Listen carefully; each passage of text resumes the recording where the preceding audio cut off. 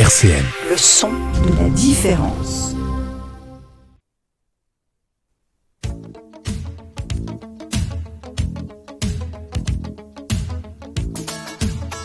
Vie associative sur RCN avec le clown Chamallow.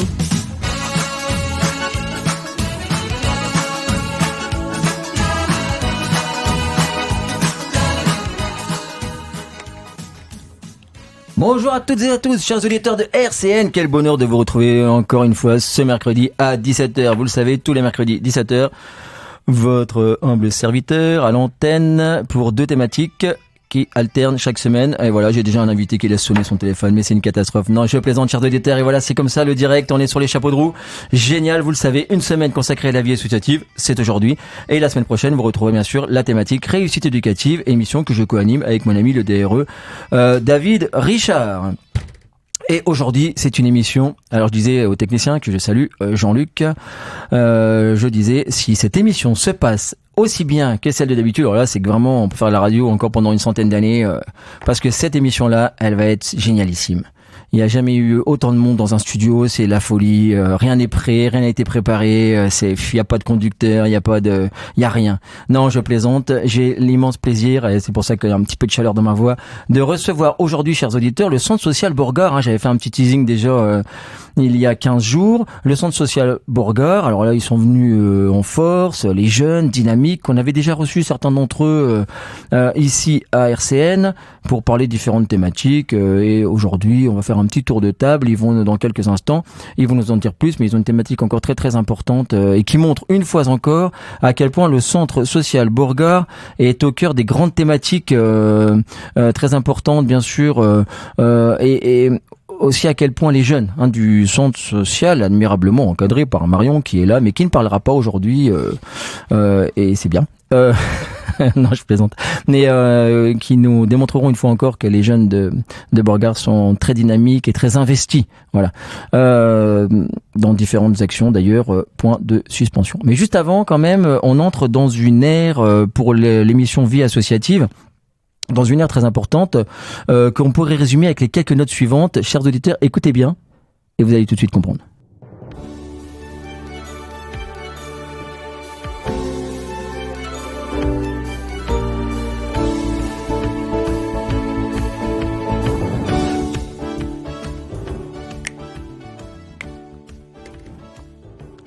Génial. Et vous avez tous reconnu, bien sûr, la fameuse musique les jeunes aussi, autour de moi là, c'est la musique du Téléthon. Du Téléthon, génial, bravo. C'est Réa qui a dit ça ? Ouais. Bravo Réa. Oui, du Téléthon, vous le savez, on est très proche du Téléthon, c'est un de nos fils rouges depuis plusieurs années et c'est aussi un de mes fils rouges dans les actions clownesques dans lesquelles j'œuvre aux côtés de l'association Les Petites Grandes Âmes, entre autres. Le Téléthon est très important pour nous et on entre dans cette période, chers auditeurs, vous devez sûrement déjà avoir entendu parler de plein de manifestations un peu partout autour de vous. Il n'y a pas de petites ou de grandes manifestations pour le Téléthon. On va essayer de faire en sorte que le Téléthon 2021 batte encore des records. Dans notre département d'ailleurs, c'est toujours un département très très dynamique et très efficace au niveau de la collecte, mais aussi peut-être et surtout au niveau du dynamisme des actions, de la multiplication des actions. Je vous en parlerai dans chaque émission, chaque semaine. Je ferai comme ça des petites annonces, même dans l'émission sur la réussite éducative, je ferai des petites parenthèses pour vous annoncer telle ou telle manifestation. Et on pointera également, on mettra aussi en relief les manifestations pendant lesquelles j'interviendrai en tant que clown avec l'association Les Petites Grandes Âmes. Notamment, on animera la choucroute de Richard Ménil le 20 novembre, les petits déjeuners dans les écoles le 2 et le 3 décembre. Également la course pédestre du 4 décembre à Richard Ménil, à laquelle je participerai une année encore à monocycle, etc., etc. Mais il y aura plein d'autres manifestations. Puis vous allez bien sûr en découvrir plein dont je ne parlerai pas. Il y en aura tellement. On va encore essayer de mettre le pays tout en jaune. Novembre, décembre, janvier, février. Vous savez que le Téléthon, c'est pas que les 30 heures télévisées du week-end du 4, mais il y a toute une période comme ça qui va de début octobre jusqu'à fin mars à peu près. Le Téléthon, alors, unissons-nous pour cette belle et magnifique cause. Je ferme la parenthèse. En fin d'émission, si j'ai le temps, mais c'est pas sûr parce que vu les invités que j'ai autour de moi là, oui, en plus ils sont bavards. On essaiera de donner déjà quelques dates de manifestation. Juste comme ça, je suis sûr de l'avoir dit. N'oubliez pas la collecte de la banque alimentaire dont j'ai parlé il y a 15 jours lorsque j'avais reçu mon ami Jean du Rotary Club, parce que le Rotary Club a participé aux côtés de la banque alimentaire à une collecte qui approche, n'hésitez pas à vous renseigner dans quels centres commerciaux, la Banque Alimentaire, aidée par telle ou telle association, le Rotary Club et d'autres, vont pouvoir commencer leur collecte. Vous savez qu'on rentre aussi dans une période, le Téléthon est un des moments forts de cette période-là, mais dans la période de ce qu'on appelle la période d'hiver, où les associations, on en avait reçu d'autres d'ailleurs qui font comme ça qui vont aider les personnes qui vivent dans la rue pour apporter des repas chauds, etc. On rentre dans une période un peu plus difficile pour certaines personnes, et les actions des associations que l'on met à l'honneur dans cette émission, modestement, eh bien, sont très très importantes. Voilà, merci beaucoup. Je ferme la parenthèse. On va faire un petit tour de table rapide, sans social burger. Je commence par ma gauche. Comment t'appelles toi? Réa. Réa, enchanté. Bonjour. Ça va? T'as pas le trac? Si, un peu. Un peu. J'allais te dire quel est le thème de l'émission, mais en fait, je crois que vous avez tellement bien calibré qui va répondre à quelle question que j'ose pas te poser la question, je la poserai, puis on verra qui répond. Et toi, c'est? Khadija. Ça va, Khadija? Oui. Ouais. Pas timide? Hein? T'as pas le trac? Non, ça va? T'as pas peur? Ensuite, Marie-Thérèse. Enchantée, Marie-Thérèse. Moi, c'est Maria. Ça va, Maria? Oui. Ouais. Non, mais tu dis ça sur un ton d'évidence, je ne me rappelais plus du tout de ton prénom. Ouais, et toi, c'est? Moi, c'est Kenza. Comment tu dis? Kenza. On la connaît, Kenza. Alors, Kenza, je le dis aux auditeurs, on l'avait déjà reçu dans l'émission plusieurs fois. Hein. Yes. Trop, peut-être, non? Non, ça va? Un peu trop. Ah ouais, sympa. Je fais une blague, elle balance.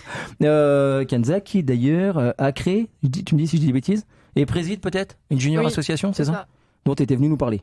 Oui. En insert téléphonique, c'était magnifique. C'est ça.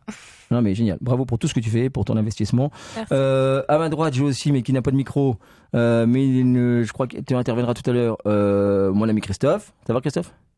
Ouais, je dis que t'as pas de micro, puis je te pose une question, t'as vu? Ça, c'est exprès, ça. Ça va. Ça va? Il voulait juste me piéger. Ouais, c'est ça. Et attends, il y aura des questions pièges en plus. Et puis, par là-bas, il y a plein de gens de centre social, dont Marion, et puis plein d'animateurs, d'éducateurs, je sais pas comment ils disent, alors on va dire comme ça. Ils peuvent pas rectifier, ils n'ont pas de micro. Et puis, je dis rien, parce que j'allais présenter d'autres personnes, mais c'est toi qui fais. C'est des invités surprises, donc je parle pas. Kenza, oui. C'est toi qui va nous dire le thème de l'émission? C'est ça. Alors vas-y, je te laisse dérouler. Alors, déjà, j'aimerais bien présenter c'est quoi une junior association, vu qu'on est une, parce que nous sommes une junior association qui est une association générale, sauf qu'elle est dirigée que par des mineurs, bien qu'on puisse accepter des jeunes de 18 à 25 ans tant qu'ils sont en minorité. Du coup, Junior Protect a des objectifs un peu pas très précis en fait. Genre, on est vraiment ouvert un peu à tout, du coup contre toutes sortes de discriminations, mais aussi pour le développement durable etc. Donc aujourd'hui, on voudrait parler du thème qui est assez connu, qui est le harcèlement qu'on en voit un peu partout. Voilà, je passe la parole à Maria pour exprimer nos réflexions. Merci Kenza. L'un des points de départ du sujet a été un débat mouvement avec la Junior Protect, qui nous a permis de nous interroger sur le harcèlement. Et depuis la rentrée scolaire, nombreux d'entre nous, en particulier les 6e, ont été témoins ou victimes de brimades et de moqueries, voire de harcèlement. Mais qu'est-ce que le harcèlement? Pourquoi y a-t-il lieu et comment y remédier? Je laisse la parole à Réa.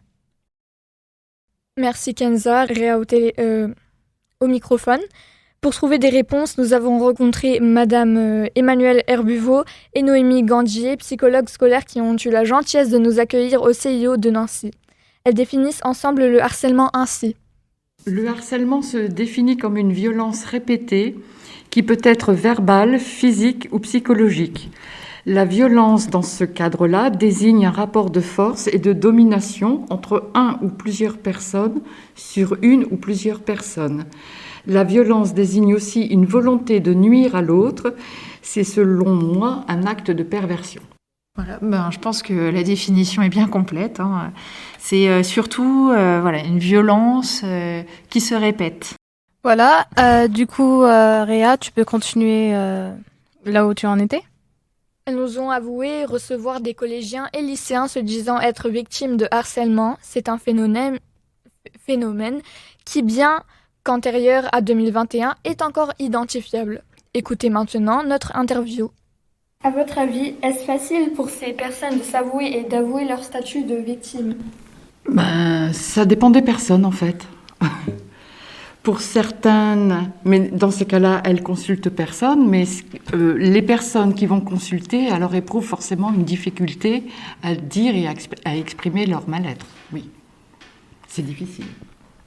Oui, moi je dirais, pour compléter, que souvent les victimes, si c'est le harcèlement, comme on l'a dit tout à l'heure, c'est quelque chose qui se répète dans la durée, et donc ces personnes peuvent perdre confiance en elles, peuvent avoir aussi une mauvaise estime d'elles-mêmes, et donc ensuite, se dire si ce qui m'arrive, c'est peut-être parce que je l'ai cherché, peut-être que oui, ils ont raison, je suis pas assez bien, comme ci, comme ça, et donc finalement peuvent très bien ne pas arriver à avouer, parce que finalement, elles ont l'impression que ce qui leur arrive, c'est de leur fait, c'est de leur faute, parce qu'elles sont différentes. Quels conseils donneriez-vous à ces personnes qui n'osent pas parler? Vers qui peuvent-elles se tourner? Vers leurs parents peut-être aussi au début, vers une copine, un copain, quelqu'un de proche, pas forcément pas un professionnel, mais dans le monde amical peut-être au début, et puis faire en sorte d'être un peu soutenue pour que ensuite elle puisse aller parler à quelqu'un, si c'est du harcèlement scolaire, à quelqu'un à l'école, à un prof, à un chef d'établissement, à un psychologue, à une infirmière. Ouais. Et puis moi, les conseils que je pourrais donner, c'est déjà éviter d'exposer sa vie personnelle sur les réseaux, d'essayer de garder aussi des parts de secret, et pourquoi pas, si la personne est vraiment mal, qu'elle n'arrive pas à en discuter, comme a dit ma collègue, à quelqu'un de proche, et pourquoi pas écrire sur le sujet, essayer de se défouler sur le papier, dessiner. Des fois, le sport aussi, ça permet d'essayer de garder les idées claires. Parce que comme je disais tout à l'heure, à force d'être harcelée, la personne peut perdre confiance en elle. Et l'objectif, c'est qu'elle garde cette confiance, c'est qu'elle réussisse à rester qui elle est. Et donc, tout ce qui peut lui permettre aussi de s'évader, mais du côté positif, et de lui permettre de rester qui elle est. Bien sûr, c'est de réussir à en parler. Alors, soit de l'écrire et puis de donner ses écrits à quelqu'un, soit de dessiner puis de montrer à quelqu'un qui puisse s'interroger et se dire tiens, que se passe-t-il, et à ce moment-là tendre une perche pour que la personne puisse enfin dire ce qu'elle ressent, ce qu'elle éprouve et dans quelle situation elle est. Pensez-vous qu'il existe un lien entre le harcèlement et les réseaux sociaux? Oui, je crois qu'on vient d'en parler là déjà un peu. Oui, il y a un lien très fort, pas que, mais il y a un lien entre harcèlement et réseau social. Ouais. Ouais, et puis moi je dirais que il y a le harcèlement qui se poursuit au domicile via les réseaux. Donc par exemple le harcèlement qui se fait dans la cour de récré, finalement la personne n'a pas de répit parce que chez elle, elle peut continuer à se faire harceler sur les réseaux. Les adolescents, ils sont en pleine construction identitaire. Et à ce moment-là, si la personne qui harcèle, c'est la personne populaire au sein du collège, les adolescents ont tendance aussi à se dire tiens, je veux faire partie aussi du groupe de personnes populaires, du groupe de référence.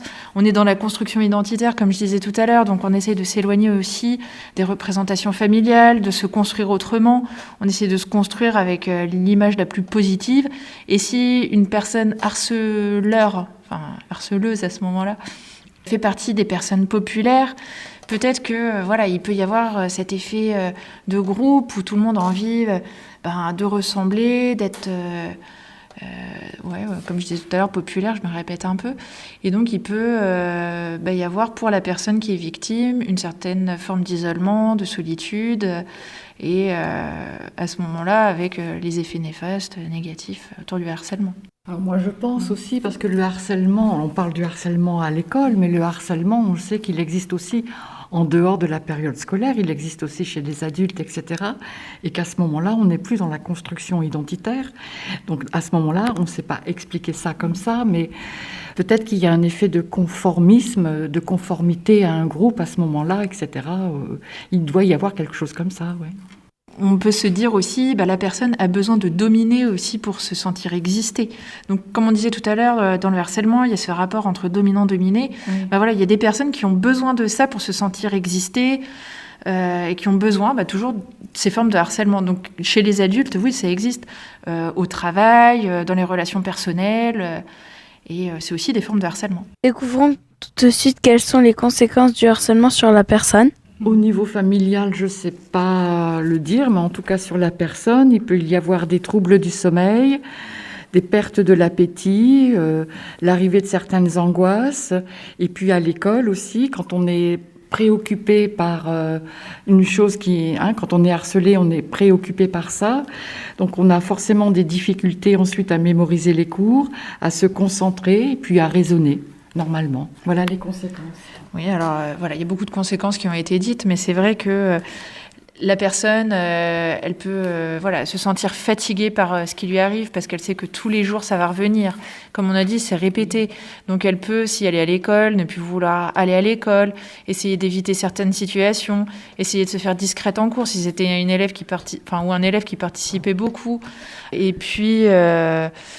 perte d'appétit, sommeil, avoir des idées noires, angoisse, perte de confiance en soi, et puis ça peut finir de manière très grave. La personne peut avoir des envies de suicide et puis mettre fin à ses jours. Voici une autre question que nous nous sommes posées pour identifier le profil des victimes et des harceleurs. D'après vous, comment et pourquoi devient-on harcelé, de même harceleur ? Souvent, c'est basé sur une différence. C'est vrai que le harceleur qui aime dominer va prendre une faille pour harceler sa victime. Alors, cette différence, ça peut être la taille, ça peut être le sexe, ça peut être le genre, ça peut être l'orientation sexuelle, ça peut être quelqu'un qui participe beaucoup en cours ou qui a d'autres centres d'intérêt. Une différence. N'importe quelle différence. Que devons-nous faire lorsque nous sommes témoins de harcèlement ? Est-il possible d'y mettre un terme ? Soyez attentifs aux réponses de nos psychologues scolaires. Eh bien, si vous êtes témoin, allez parler à la personne qui est victime à ce moment-là pour lui dire qu'elle peut vous parler, qu'elle peut vous faire confiance et que vous allez l'accompagner pour en parler à un adulte responsable. Alors moi, en tant que psychologue, si je me retrouve face à quelqu'un dont je sais que les méfaits, entre guillemets, sont ceux d'harceler quelqu'un, je ne lui fais pas la morale parce que ce n'est pas mon métier. Par contre, j'essaie de l'accompagner pour qu'il prenne conscience qu'il y a des limites et qu'il faut reposer des limites. Et qu'il a besoin, lui, de faire ça pour lui-même. Voilà, moi je serais plus à lui expliquer les conséquences de ses actes. Donc là, on sera plus sur de l'éducation... dire jusqu'où ça peut aller, ce qui est fait, et puis essayer de lui expliquer tout ça. Oui. Alors après, il peut y avoir différentes formes pour terminer avec un harcèlement. C'est vrai que souvent, dans le domaine scolaire, les victimes, pour ne plus être harcelées, changent d'établissement. Alors je dis pas que c'est forcément bien, mais ça met un terme aussi à cette forme de harcèlement, puisque la personne est coupée de ses harceleurs, est coupée du lieu qui peut représenter aussi tous des émotions négatives. Et puis, bien sûr, au niveau de la loi, c'est puni. Donc, il faut aussi savoir ça, c'est que tout harceleur peut être puni par la loi. La personne qui est victime peut en parler, mais peut aussi porter plainte. Oui. Et il y a un numéro vert, d'ailleurs. C'est le 30-20. Voilà, il y a un numéro vert qui existe, le 30-20, pour les personnes qui sont harcelées. Et puis sur les réseaux sociaux aussi, parce qu'on peut se faire harceler sur les réseaux sociaux. C'est le numéro 30-18, ça s'appelle Net Écoute. Et le 30-20, c'est le numéro de lutte et prévention du harcèlement scolaire à l'école. Nous remercions donc encore une fois Madame Herbuveau et Madame Gantier d'avoir pris le temps de nous répondre. Kenza, juste, je prends la main 2 secondes pour dire aux auditeurs. Alors, on a décidé aujourd'hui de filmer l'émission pour différentes raisons. Déjà parce que comme ça vous met un peu plus de pression.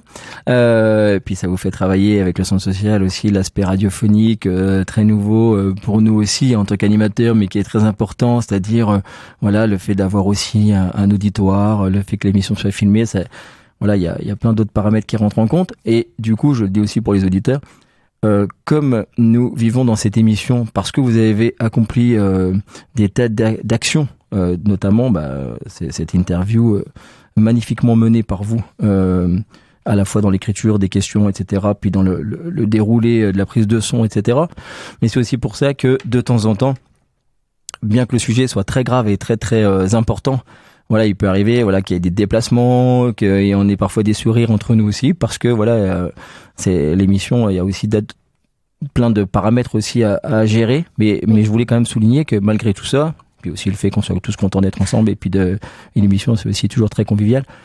Une fois encore, je vous rends hommage à tous parce que vous abordez un thème qui est très important, qui est très souvent dans l'actualité malheureusement. Je pense que vous l'avez suivi dernièrement, hein. Le thème que vous avez choisi et malheureusement rentre vraiment dans l'actualité très récente. Hein.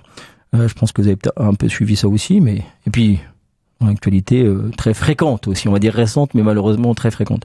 Donc bravo pour tout ça parce que je pense que c'est important. C'est important d'y revenir très souvent parce que voilà, malheureusement, et puis il y a la face visible de l'iceberg, hein, parce que voilà, les échos que j'en ai, que vous en avez, que vous nous transmettez aujourd'hui aussi, voilà, on sait bien que c'est malheureusement à l'ordre du jour ce thème du harcèlement. Donc bravo pour tout ce que vous faites.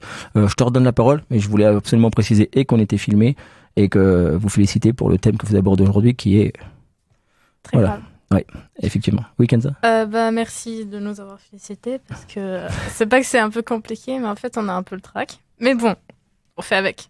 Oh non, moi je parlais pas de vous, je parlais la technique, c'est normal. Mais vous êtes parfait, comme d'habitude. Merci, tu l'es aussi. Donc,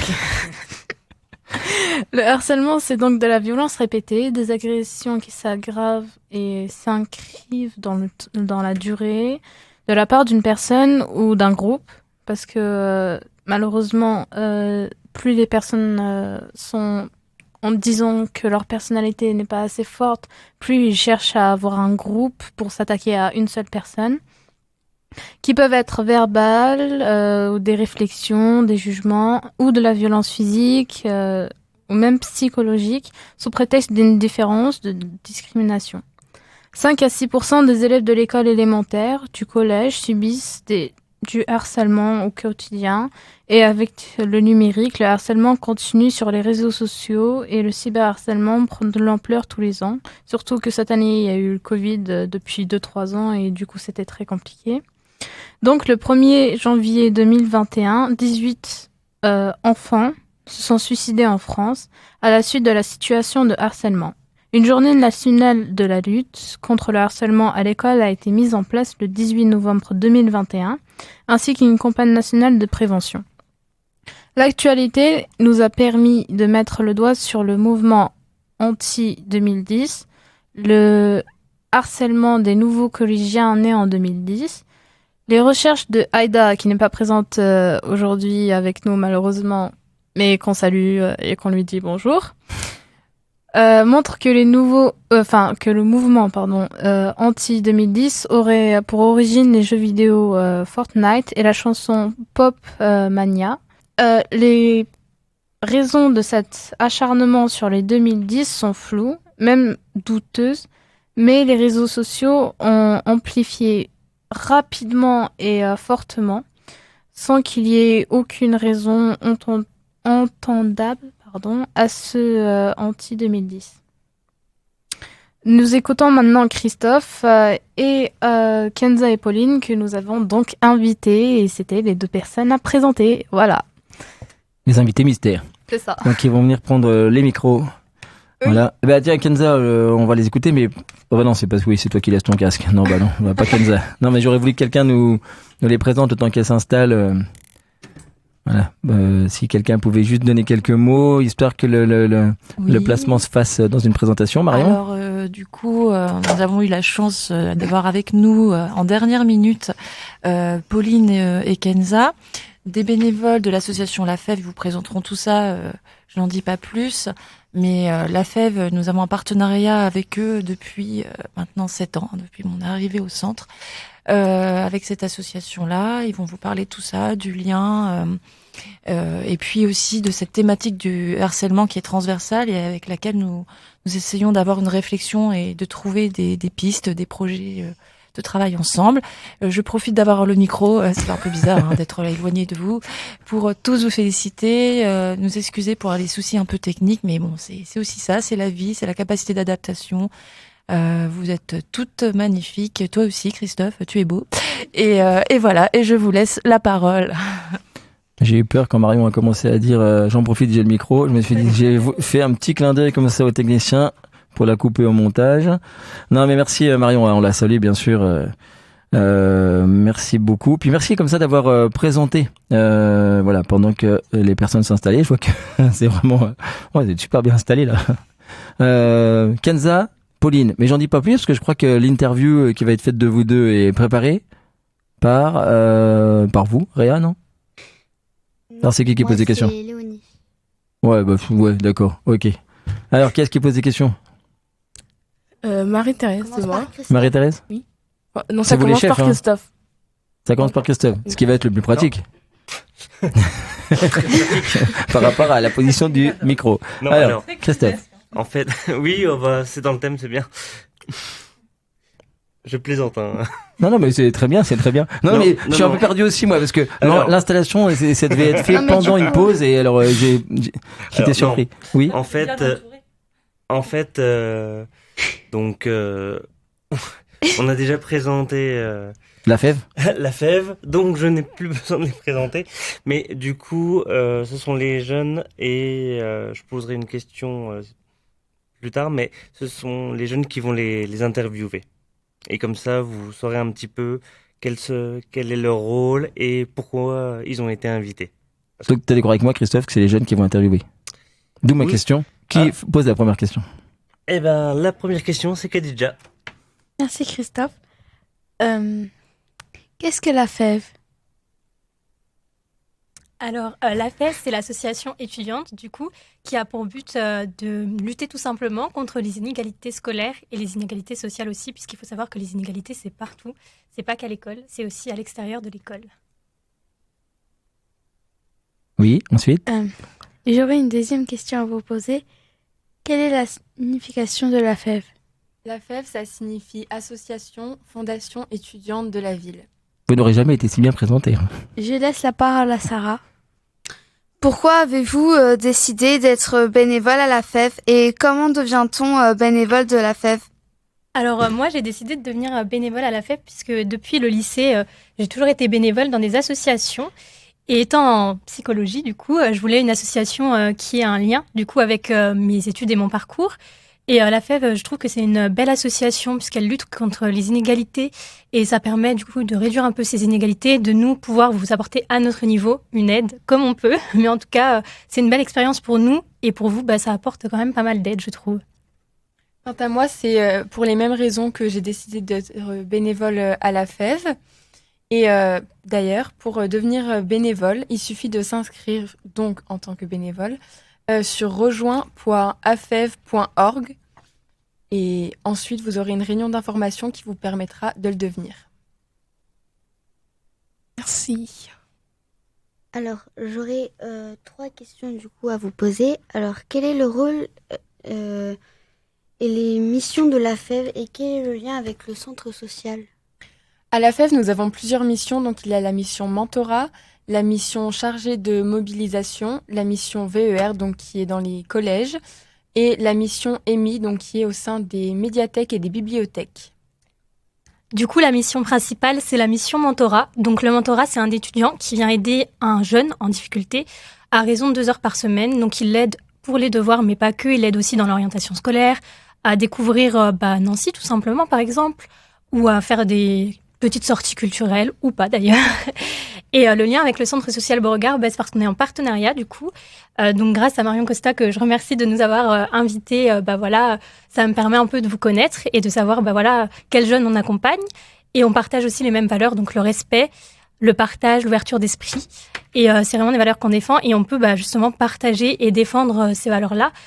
Et lutter contre le harcèlement, c'est un projet qu'on a en commun et donc c'est plutôt sympa d'en parler ensemble. Ok, merci.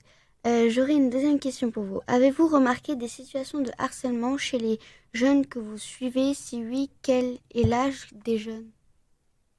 Alors oui, on a remarqué pas mal de situations de harcèlement, notamment depuis l'an dernier. Il faut savoir que les situations de harcèlement, elles sont diverses et multiples.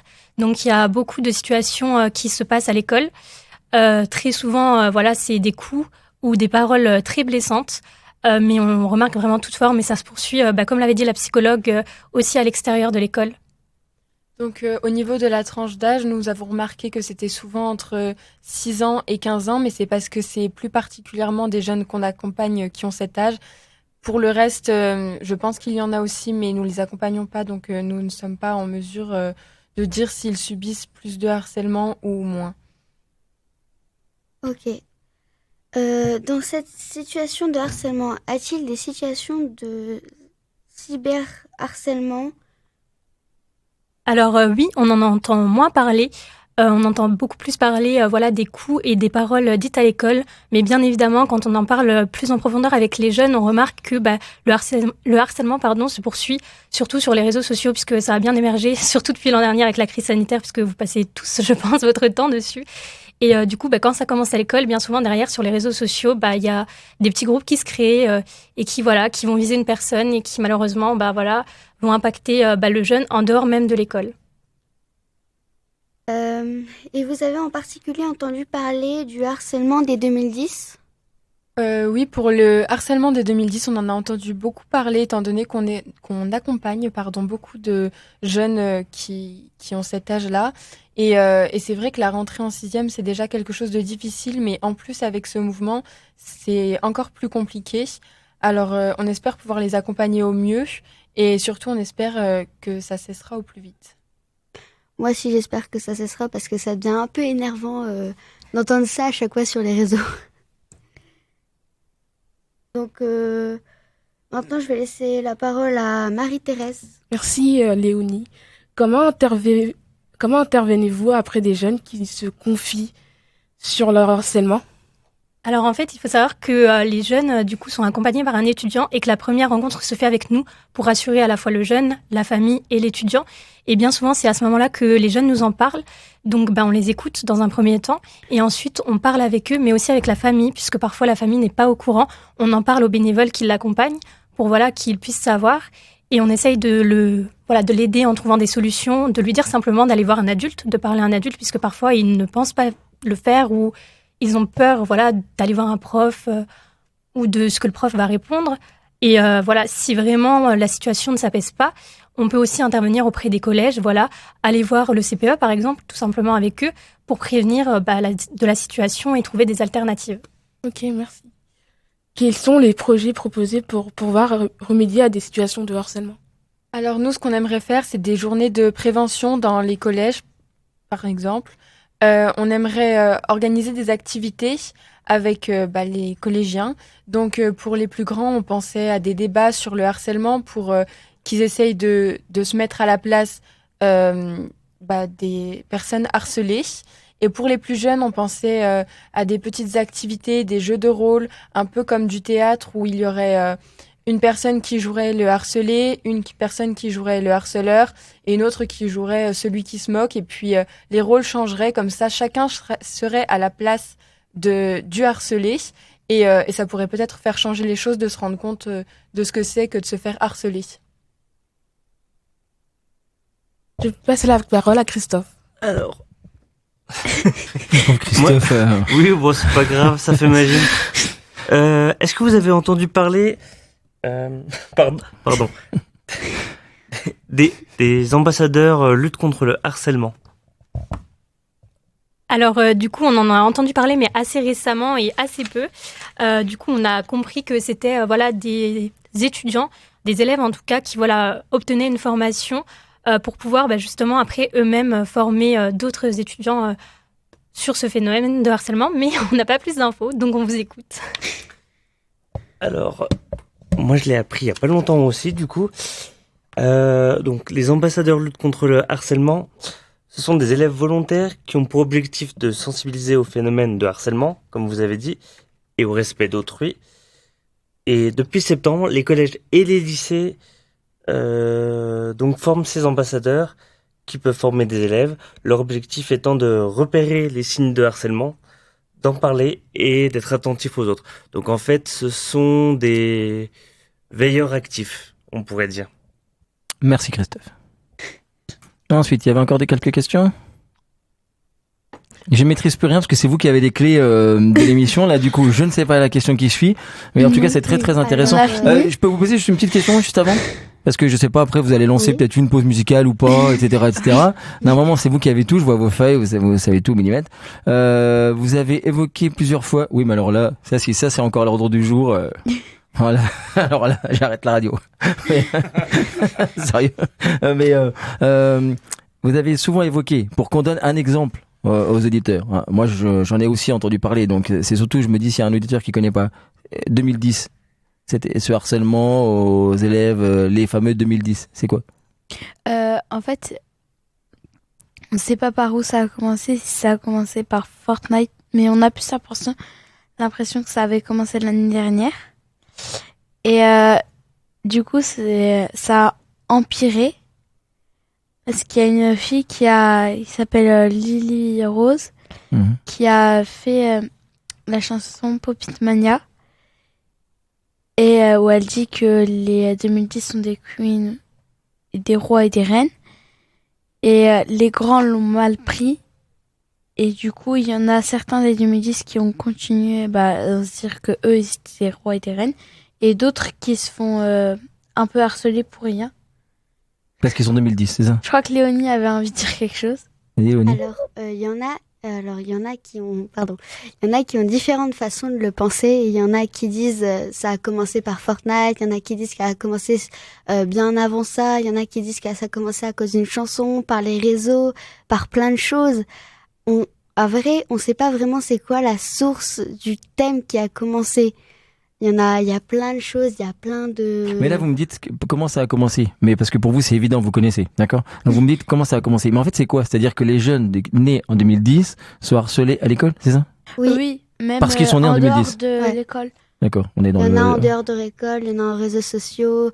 Il y en a, par exemple, il y a des jeunes qui s'amusent à dire « Ouais, t'es une 2010 ». Si t'es une 2010, ils commencent à t'insulter, à faire plein de choses. Mais moi, peut-être un peu bête, mais... Qui a dit oui? Mais ils ont 11 ans, c'est ça? Oui. Ils ont 11 ans. Oui. C'est ça? Et les 2010, oui. Oui, ils ont 11 ans. On est d'accord. Il y a des gens de 11 ans qui sont harcelés par d'autres. Par des grands. Oui, non, mais, oui, d'accord, mais ils ont 11 ans. Mais non, mais c'est n'importe quoi. Enfin, moi, c'est absurde, en fait, non? En fait, oui, c'est sûr, c'est absurde. C'est des bouts de chou. Ça sert à rien de faire ça, en fait. C'est ça le problème. C'est que juste pour une raison qui n'est peu valable.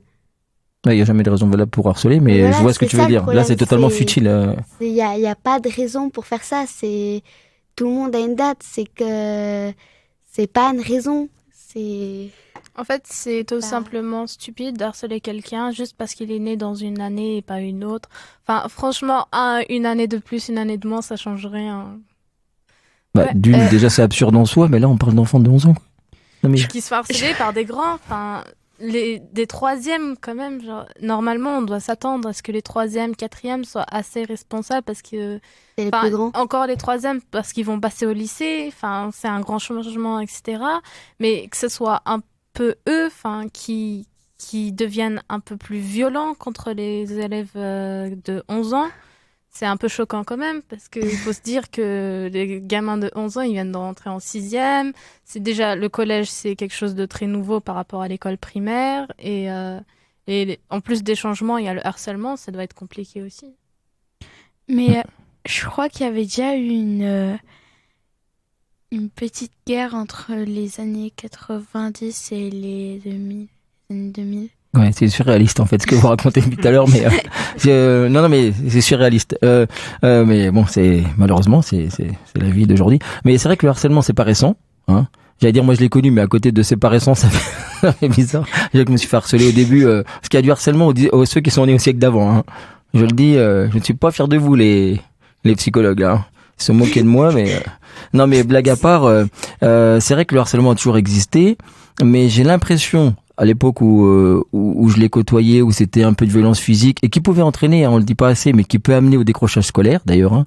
Dans le cadre scolaire, ça peut entraîner bien sûr des choses très graves, vous en avez parlé, mais ça peut entraîner décrochage scolaire, etc. Quand c'est des violences physiques dans certains collèges, dans certains lycées. Mais j'ai l'impression qu'il y a un phénomène que moi du coup je ne connaissais pas à l'époque où j'étais au collège ou au lycée. il y en avait déjà des collèges et des lycées. Il y avait Manuel Lumière, mais j'ai l'impression qu'il y a une amplification par tout ce qui est. Vous avez parlé des jeux, des réseaux sociaux. Là, ça prend une ampleur beaucoup plus grande et beaucoup plus complexe, j'ai l'impression, parce que le harcèlement se poursuit hors des murs de l'école. Et puis, j'ai l'impression qu'il y a un attachement encore plus grand à l'image que l'on renvoie au sein du groupe à l'école, etc. Et j'ai l'impression que ça complexifie tout ce phénomène qui avant était un harcèlement à l'école, qui pouvait être plus facilement réglé quand il était perçu, parce que la difficulté du harcèlement, je pense, quand il est diffus, quand il est difficile à percevoir, mais quand il était identifié comme tel, il était peut-être plus facile à régler, alors que maintenant il est diffus parce que j'ai l'impression que vous emportez, je dis vous, c'est en général, hein, mais que celui qui est harcelé emporte ce harcèlement à la maison parce que lui-même est très attaché à l'image renvoyée sur les réseaux sociaux, de lui, du groupe, etc. Non, je sais pas ce que vous en pensez, mais j'ai l'impression que ça... je peux poser la question d'ailleurs à celles qui m'ont harcelé tout à l'heure sur mon âge. Non, je plaisante, mais vous trouvez pas... En même temps, vous êtes né avec les réseaux sociaux, mais vous avez sûrement un recul aussi par rapport à votre formation, mais j'ai l'impression qu'il y a une amplification du fait des réseaux sociaux. Non ? Bah oui, certainement, il y a une amplification et c'est flagrant d'ailleurs depuis pas mal d'années et surtout avec la crise sanitaire, puisque de plus en plus de jeunes ont des réseaux sociaux et tout type, et ce très tôt. Les parents ne sont pas forcément vigilants tout le temps puisqu'ils peuvent pas contrôler H24 les réseaux sociaux. Et c'est vrai que voilà, avec tous les phénomènes de télé-réalité, etc., on cherche à avoir la meilleure image, à renvoyer la meilleure image de nous-mêmes et se dire ok, voilà, grâce à l'image que je renvoie, si elle est bien, voilà, forcément tout le monde va m'aimer. Un petit peu le monde des bisounours, sauf que la réalité c'est que voilà, on peut pas plaire à tout le monde et ça, voilà, dès on a remarqué que dès que quelqu'un a une différence, peu importe qu'elle soit minime ou voilà même plus forte, tout de suite, on va s'acharner sur elle parce qu'elle ne représente pas les codes sociaux de notre société actuelle, alors qu'il n'y a pas vraiment de code à avoir pour être accepté par quelqu'un d'autre, quoi. Joliment dit, Pauline. Ouais, très joli. Mais c'est vrai qu'on est dans une époque où j'ai l'impression, ce fameux like, là. Voilà, j'ai tant d'amis, on m'a liké. Ouais. Faites comme moi, pour ceux qui ont YouTube comprendront, faites comme moi, faut vous désintéresser de l'image que vous renvoyez. Regardez-moi. Ouais, j'avoue que toi, t'es très désintéressé. Fallait pas rire à ça, Christophe. Est-ce que vous qui menez l'émission, parce que moi j'ai perdu le fil, est-ce que il y avait encore des minutes, des choses, des questions, une pause musicale, il y avait quoi là? Tac. Parce que moi après j'ai des annonces en fin d'émission, mais j'ai perdu le fil là. Là il y avait rien. Si. Donc, je vais faire. Vous avez fini l'interview de Kenza et Pauline ? Oui, du coup, je remercie Kenza, à mon prénom aussi, parce que j'en suis très fière. Et Pauline, d'être venue. Merci beaucoup pour votre temps, parce que c'était un peu aussi à la dernière minute, même si on le dit pas trop. Et merci d'avoir été là aujourd'hui avec nous. Voilà. D'accord. Et ensuite et donc, je fais la transition. Merci, avec Marie-Thérèse qui va nous lire son poème. On écoute maintenant Marie-Thérèse. Ils étaient à la mode, j'étais cérébrale. Ils étaient beaux, j'étais timide. J'étais une victime, mais je continuais à mentir. Je n'étais pas confiante, je me sentais déprimée. Ils ont dit que j'étais différente, je me sentais abandonnée. J'ai été une victime, mais j'ai continué à mentir. Je n'étais pas confiante, je me sentais déprimée. Ils ont dit que j'étais différente, je me sentais abandonnée. Merci Marie-Thérèse pour ce poème assez triste en fait. Malheureusement, on n'y peut rien en fait. C'est assez triste. Très bien écrit. Oui, j'avoue que c'était très merveilleux. Donc maintenant. Marion voulait nous dire quelques mots. Oui, c'est très très dur sur un tel sujet d'être éloigné de vous. Je voulais justement féliciter énormément du coup Marie-Thérèse et introduire moi-même Kenza, parce que s'introduire, c'est un peu compliqué, parce qu'elles ont fait un travail d'écriture formidable. Je tenais vraiment à dire que nous, on n'a rien à voir là-dedans. C'est-à-dire que j'aurais juste dit, est-ce que vous voulez écrire quelque chose?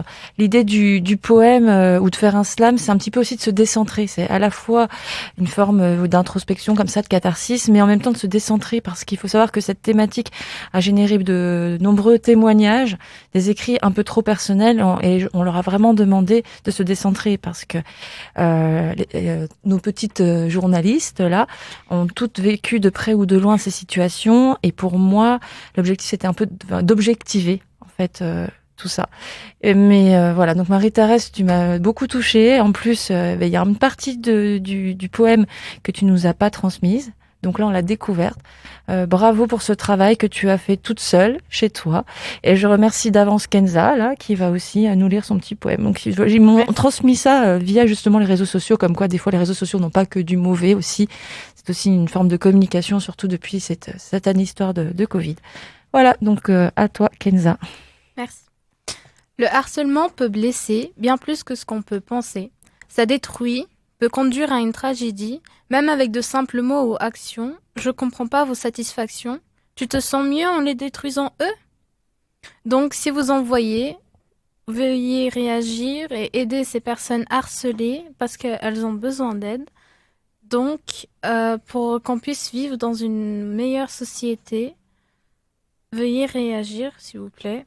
C'est pas vraiment quelque chose dont on peut en rigoler. Donc, merci d'avoir écouté. Merci Kenza. Très joli. Merci. On applaudit comme ça avec le cœur. À la radio, on n'applaudit pas avec les mains, ça fait trop de bruit. Mais on t'applaudit avec le cœur, avec les sourcils. Kenza. Oui. Merci beaucoup au Centre Social. Je le dis aux auditeurs, vous serez un des fils rouges cette année. Vous l'avez déjà été l'année passée. Donc, je vous recevrai, ou soit en insert téléphonique, soit directement en plateau pour toutes les actions que vous allez mener. Et Dieu sait qu'elles sont diversifiées et très, très importantes. Je lance juste un appel parce que tout à l'heure, j'ai entendu le mot bénévole. Et c'est vrai que chaque semaine, je reçois des associations qui font des appels comme ça à bénévolat. C'est très important. Encore une fois, dans cette période dans laquelle on rentre là, un peu difficile, où les associations sont très importantes, il y a souvent des appels comme ça. Je pense que c'est Kiwanis que j'avais reçu qui lançait aussi un appel à bénévolat. Nous aussi on lance un appel à bénévolat avec l'association Les Petites Grandes Âmes parce que Dieu merci le Covid s'atténuant, croisons les doigts, les actions reprennent. Je serai sur scène avec l'association Les Petites Grandes Âmes pour l'Arbre de Noël du Secours Populaire le 15 décembre. Là aussi, on fait un appel à bénévolat. Si vous êtes artiste, vous pouvez venir sur scène à mes côtés pour que les enfants aient un spectacle encore plus riche, marionnettes, musique, etc., etc. On cherche aussi des bénévoles chauffeurs pour transporter le matériel. Également, le 17, j'offrirai l'Arbre de Noël du SOS Village d'Enfants par l'intermédiaire du Rotary Club. Le 17 décembre, le 23, je serai aux côtés des Restos du Cœur. Je crois d'ailleurs dans le cadre avec le Centre Social Borgard également à Vendeuvre pour toutes les actions et j'en passe j'en oublie, n'hésitez pas à nous contacter au numéro de l'association Les Petites Grandes Âmes si vous voulez être soit sur scène pour présenter votre art quel qu'il soit et ou alors pour venir nous prêter main forte au nouveau transport matériel et j'en passe, contactez-nous au 06 19 77 43 54 association Les Petites Grandes Âmes.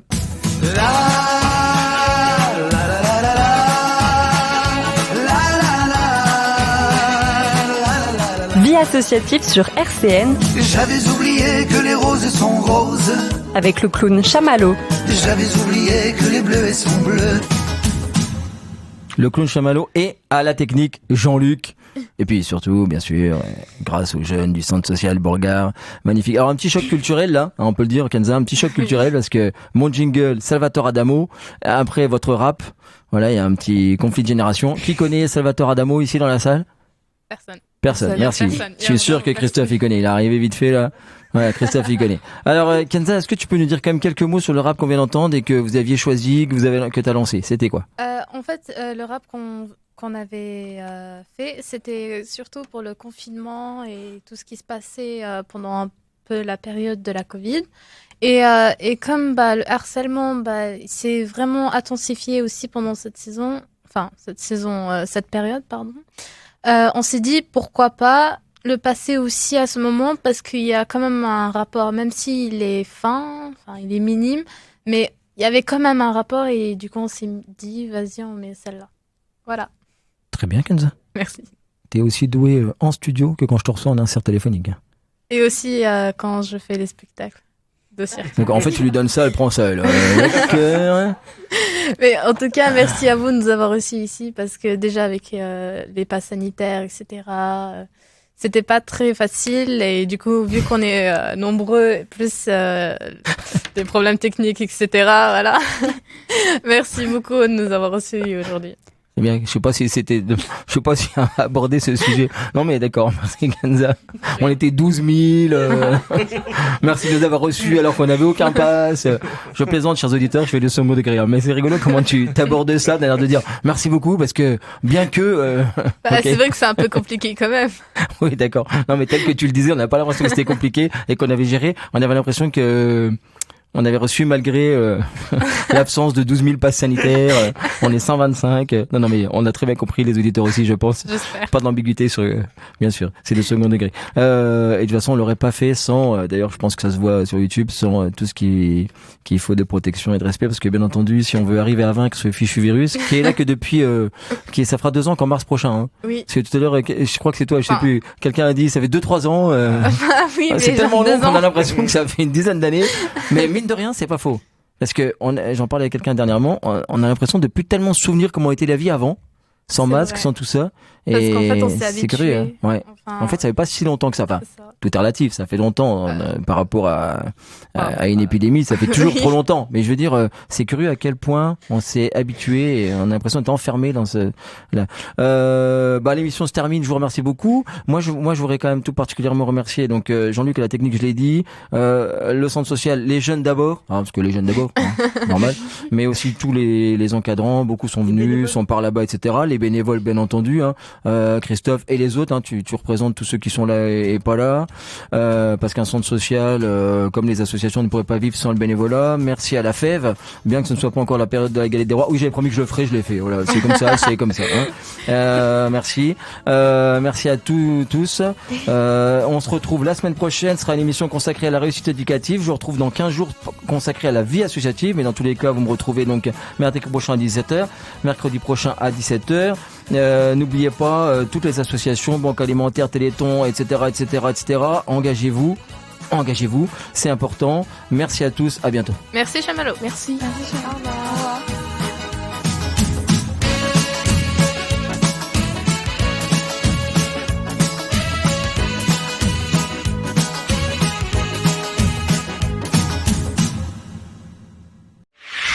RCN, www.rcn-radio.org